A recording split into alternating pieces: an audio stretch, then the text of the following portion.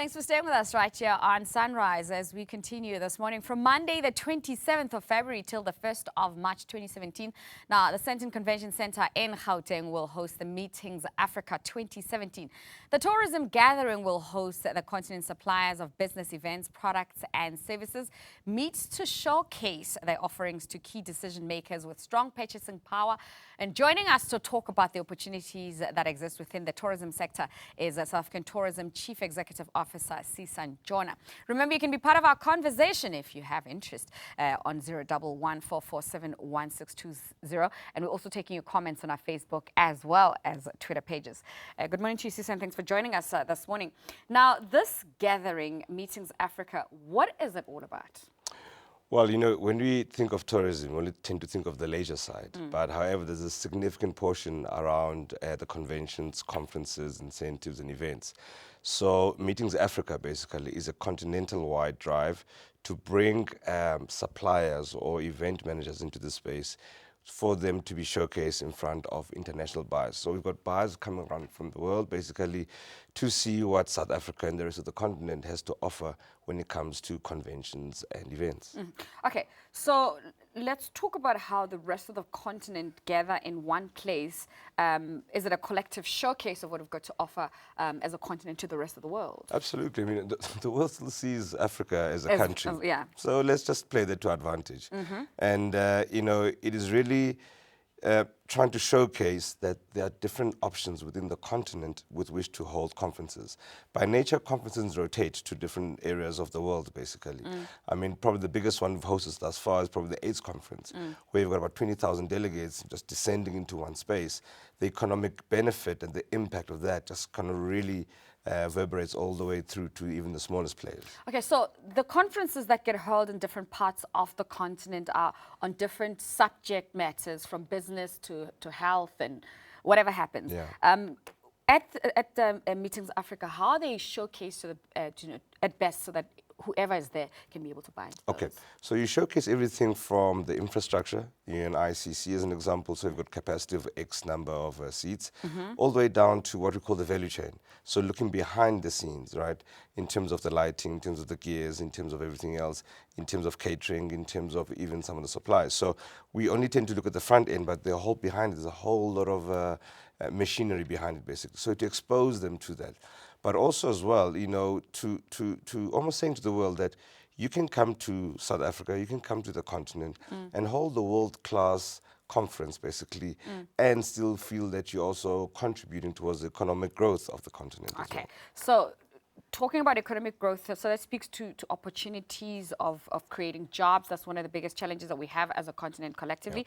Let's identify those kind of opportunities. Let's sort of like talk to that. How do we identify them through those big events? 100%. I mean, just coming from the budget speech yesterday, the minister, the finance minister, went at length to talk about inclusive growth, about really bringing other players into this economy, because we still have a very wide income inequality gap.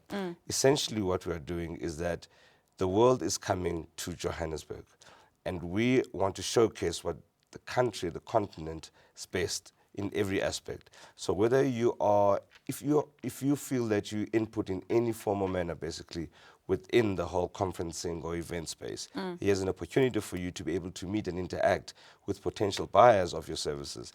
And at the same time, it's not also just showcasing to the world, but showcasing within the country as well.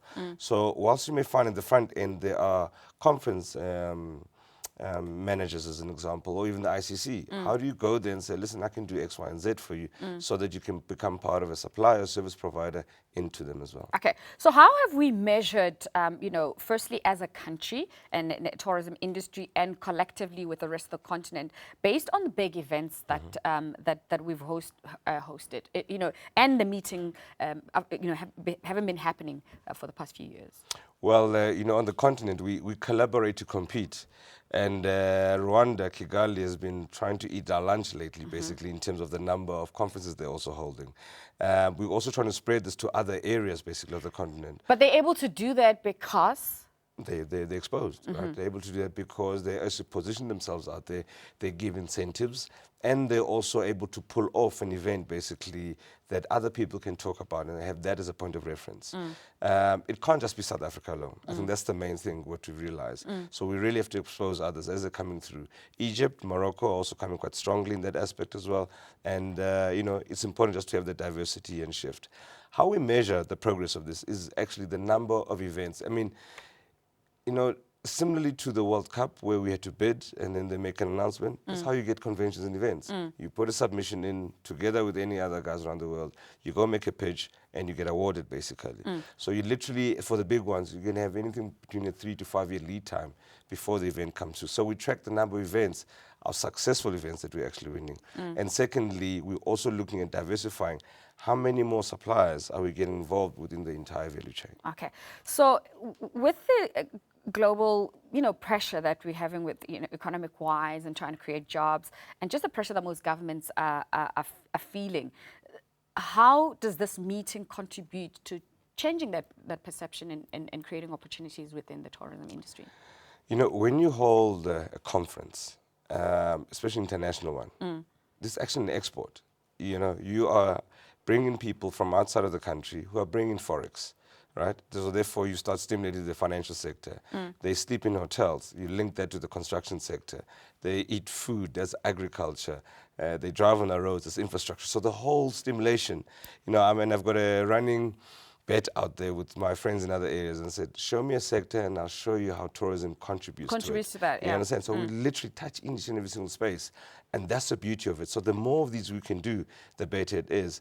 We have challenges as well from a capacity point of view because there are essentially about 4 or 5 ICCs around the country. We need more of them, not only sitting in those big nodes, but also in the marginal provinces where we want to see some of this tourism distribution start to happen in that space as well. Okay, so when the minister spoke about, you know, infrastructure development and maintaining what we have, so you were looking to say, okay, how does that benefit me in tourism so you can contribute back to the GDP? Absolutely, you know, so if we want to, you know, the minister also talked about it is in our interest to make sure that the smaller areas also develop, otherwise you'll have concentration to the big nodes. The challenge I always put back on them is, if we bring tourists there, what are we going to show them? So, you know, you better be ready for what the traffic that's going to go through, and infrastructure is key really in that space. Okay, so in South Africa, we do have the big 5, which is the animals, but we also sometimes playing with like probably the big 3 or 4, if you want to take it there. Joburg, Durban, Cape Town. Absolutely, yeah. You know, but there's a big country, there's so much more that it can offer. How do we change that perception through meetings like this? Oh, absolutely. So the convention happens over 3 days, but we have what we call pre and post tours. So we ask delegates, especially one from overseas, to come in a day or 2 earlier, and then we deliberately show them the different parts of the country. Or we ask them to stay a day or 2 later, basically, after the conference, and we show them the Limpopos and Mpumalangas and other areas, basically. There is a phenomenon within the tourism space which we call pleasure, right? Which is a conversion from business to leisure. You understand? Okay. Absolutely. You know, so we use the vehicle of coming here for business, but whilst you're here, you see 1 or 2 things that you like. Hopefully you come back with the family and you stay longer as well. Okay, so we're sitting at number 38 of the top 100 leading conference destinations in the world, right? But now, the theme for this year talks about sustainability and innovation. After the World Cup, a lot of us were like, what am I going to do with all these dreams and big ideas that I had before the World Cup? It's almost like 7 years later. How do we get back, or those who want to start, not to say because of what happened in 2010, how can I benefit from this conference? Absolutely. There's serious hang-ups from the 2010 World Cup. And the issue with the 2010 World Cup, it's a once-off, right? This one is much more sustainable because we can have a whole calendar of events starting to come through. And whether you're running a B&B or you're running some form of hospitality, you know, business, whatever it is, you can literally plan your activity based on the conferences and meetings that are actually going to happen around. The big stumbling block of Berry, however, has always been access. How do I access the ICC? How do I access the big players when I'm a small player so they can know I'm the best cookie maker, as an example, so that my cookies can also kind of feature over there. And this is the platform that we're trying to create, meeting big and small into one space so you can showcase what you're about. Okay, so attendance, what is the process? Well, I think you can go to our website, www.southafrica.net, and also to meetingsafrica.co.za. Okay, meetingsafrica.co.za. Yeah. It's, of course, on the bottom of the screen, as you can see, from the 27th to the 1st of March, from the smallest of players and, who contribute to tourism to the biggest. Absolutely. That's what Absolutely. the meeting I mean, is about. that's the thing. I mean, we literally have to start spreading the impact of tourism right across the entire economic space. Okay, so that's that. So make sure that you can be part of that. Of course, all that information at meetingsafrica.co.za.